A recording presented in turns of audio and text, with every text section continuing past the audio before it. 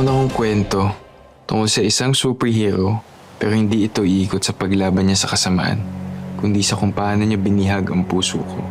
Sa pagsapit ng dilim, maraming masamang loob ang nagsisimulang gumala at maghasik ng lagim, naghahanap ng mabibiktima. Kuya, pakawalan mo ako! Tulong! Tulong! Huwag ka nagpumalag! Sumama ka na sa akin! Huwag po ako, kuya. Please, marami ako inaalagaan. I'm a busy person, you know? Huwag ka maingay! Basta ako, kuya!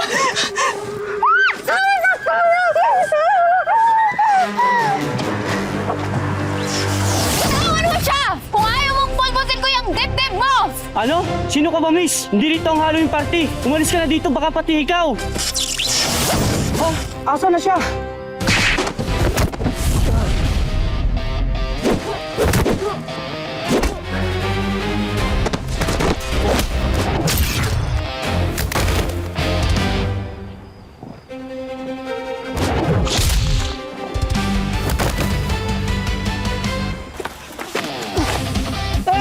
Tama na, please! Sino ka ba? Ako nga pala ang pinakamaganda, pinakamatapang sa lahat ng babaeng marupok. Ako si Super Babe, beauty with duty. Tinulungan ko lang siya kasi nakita ko siyang nahimatay. Ano yan? Ba't ang sakit sa ulo? Ah! Liar ka! Nabasa ko yung utak mo, may bala ka pang samantalahan si ate girl. Ito ang dapat sa'yo! Tama na, please! Pero hindi dapat mangamba dahil may darating tayong tagapagligtas, isang alagad ng liwanag, ang napiling tatalo sa lahat ng kasamaan. Ate girl, okay ka lang? Super babe, naku, katapusan ko na. Ang ganda mo naman at ang bait-bait mo pa. Well, beauty with duty! Pwede ba ako magpa-selfie sa'yo? Para Sure! may katunayan Sure! ako na niligtas mo ko. Oh my God, yes! Saglit. That's Okay, selfie. Ang bayani magtatanggol sa lahat ng naaapi at magliligtas sa lahat ng kapahamakan. Ay wait, pangit. What if English? The one to keep you safe from harm, from trouble? Wait, Tagalog na nga lang ulit. G, Ano mas maganda? Tagalog o English? Kung Filipino superhero, Tagalog man. Galing mo dun, ha? Malamang.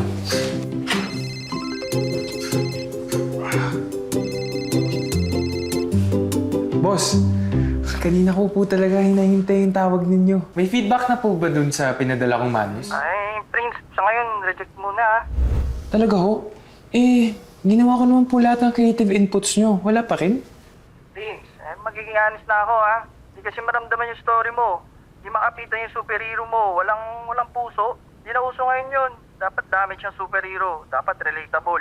Hindi perfect. Dapat meron siyang pain. May heartache. Heartache?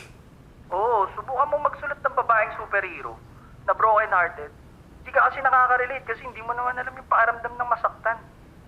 Oo. Sige na. Sabit ka na lang. Shh. Hoy. Bawal magmari dito, man. Hindi mo ba nakikita? Good vibes lang dapat. Gets?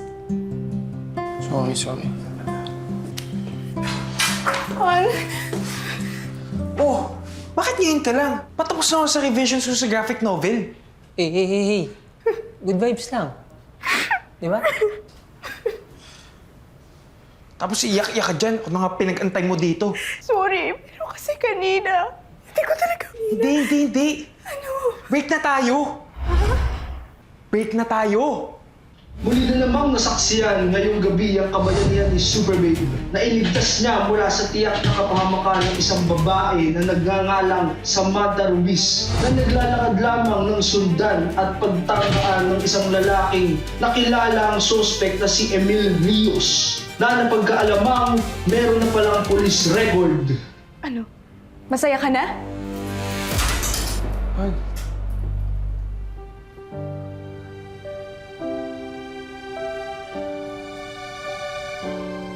Superhero na babae. Paano?